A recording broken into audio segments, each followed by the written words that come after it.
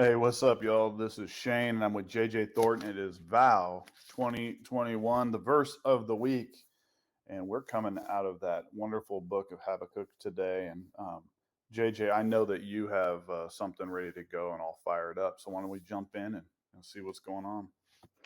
Sure. So the verse is Habakkuk 1:5, and I was just going to read verses 2 through 5 to get a little context. And this is a conversation between God and Habakkuk the prophet. So Habakkuk first asks God, O Lord, how long shall I pray for help, and you will not hear, or cry to you violence, and you will not save? Why do you make me see iniquity, and why do you idly look at wrong? Destruction and violence are before me. Strife and contention arise. So the law is paralyzed, and justice never goes forth. For the wicked surround the righteous, so justice goes forth perverted. And then the Lord answers him with the verse Habakkuk 1:5 and says, Look at the nations and watch, be utterly astounded, for I will work a work in your days which you would not believe, though it were told you. And so like Habakkuk is like pleading to God, like we're in a terrible time. Like the Israelites, there's evil all around, Mhm. and we are partaking in the evil. Yep. And so then God says, I'm going to do this work. And ultimately, that's pointing to Christ coming. But in the moment, it is not a good thing that it's pointing to. It's pointing to the Babylonians coming in and conquering the Israelites. And so the Israelites will be forced out of their homes and forced away from their land and all.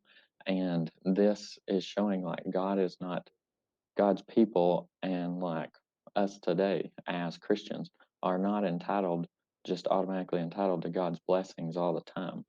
Um, we are, we will be judged the same way as others when we partake in evil.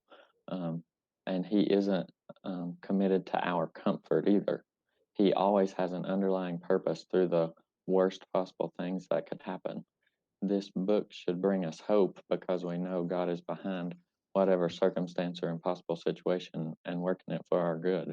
Regardless of what we see or Yeah. feel, we know God is working and in control. On a Mhm. personal level, when we learn to trust God in His promises like this and learn that His promises are not always tied to like our comfort and His blessings on our life, but that hard things will come.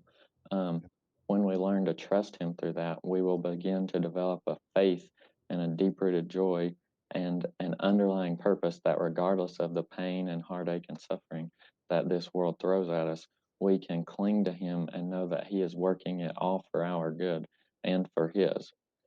And then once we learn in our personal life to trust Him like that, then when it comes to nations faltering, then we can stand up against that and have faith and believe, knowing that He is behind it all, totally trusting Him. And the greatest blessing that God can give us is Himself and His presence. And we can feel that and know that He is there, regardless of if we're in a wartime or if we're in the greatest personal loss or whatever it is. And so that's just what I believe God was trying to tell us through this verse. Yeah. Oh, that's great, man. A lot of times you'll hear this verse used uh, as kind of a declaration. I'm going to do, greater things, all this idea. And yes, ultimately God does a greater thing by bringing Jesus, which is the presence Mm, that we have in us always. And um, but it's not done in the context like this is going to get worse before it gets better. But yes. ultimately God had a major plan here.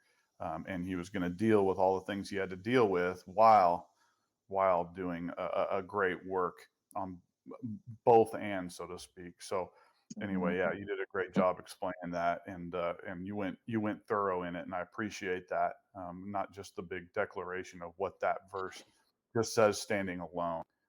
The context was great. So this is why you all need to get groups. JJ has been a life group leader for us. He's been a life group. He is a life group coach for the guys now, and the guys groups lean on him a lot. And this is why right here. So get in a life group. If you're not in a life group, grow in the grace and knowledge of Jesus Christ, and build community with one another. So I love you. God loves you. There's nothing you can do about it. And we will see you all real, real soon. Thanks, JJ.